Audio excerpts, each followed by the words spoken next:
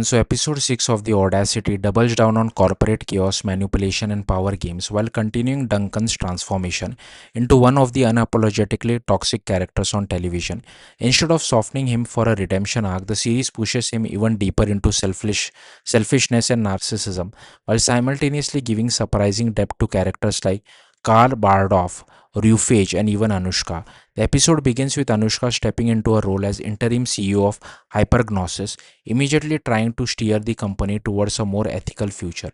Her vision centers around privacy focused data management, inspired by a scandal involving a self driving car company called Torrent, whose customer care footage had leaked online. Anushka believes privacy can become a selling point for hypergnosis, but her approach crashes almost instantly in the ultra cynical tech world. Things get worse when Duncan unexpectedly shows up at her home carrying a ridiculously expensive truffle and proposing they become co CEOs and lover again. Now that he is divorcing Lily, Anushka shuts him down completely, telling him she never wants to share a chair of his company or bed with him again. Duncan responds exactly as expected by throwing the truffle directly at her face. At Hypergnosis, Anushka's ethical strategy quickly alienates both Harper and potential clients. The Torrent executives openly admit they view their cars as data collection devices on heated seats, making it painfully obvious that privacy is the last thing they care about. Carl Bardolph is equally unimpressed and warns Anushka that she needs to fix the company's direction before the next board meeting or risk losing her CEO position. Meanwhile, Duncan goes full tech bro supervillain. Teaming up with Harper, he pitches Torren on a horrifying dystopian business model called Pinata. Privacy is not a thing anymore. Duncan proposes charging users monthly fees not to sell their data while simultaneously selling premium access to other customer information.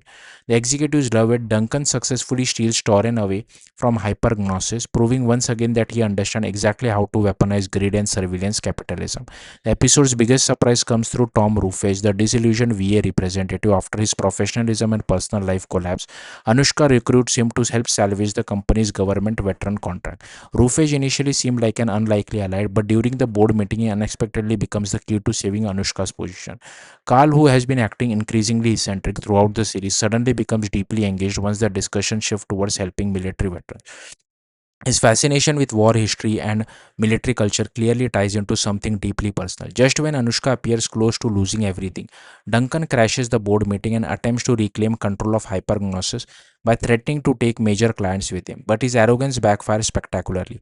After rudely dismissing Rofesh during the meeting, Bardolph completely snaps and physically lunges at Duncan across the conference table. The chaos ends with Duncan being unanimously voted off the board and dramatically leaving the building via the office slide.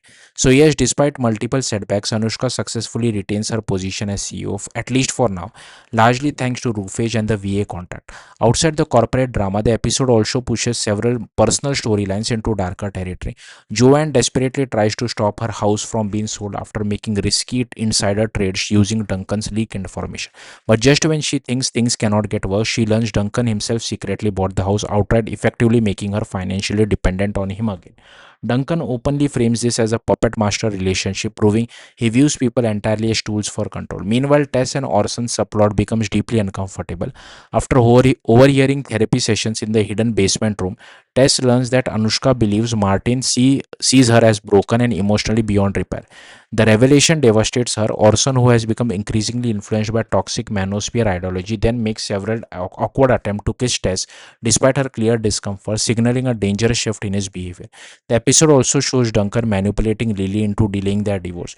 Instead of begging emotionally, he convinces her financially, arguing she deserves half of a much larger fortune once he rebuilds his empire. It's manipulative, calculated, and disturbingly effective. Lily agrees to stay for now, but their relationship feels more transactional than ever. By the end of the episode, the Audacity fully commits to portraying Duncan not as a misunderstood antihero, but as a charismatic predator who thrives on controlling everyone around him. At the same time, Anushka's shaky survival as CEO proves the show is far more interested in messy power struggle than simple good versus evil storytelling. Thank you for watching. Bye.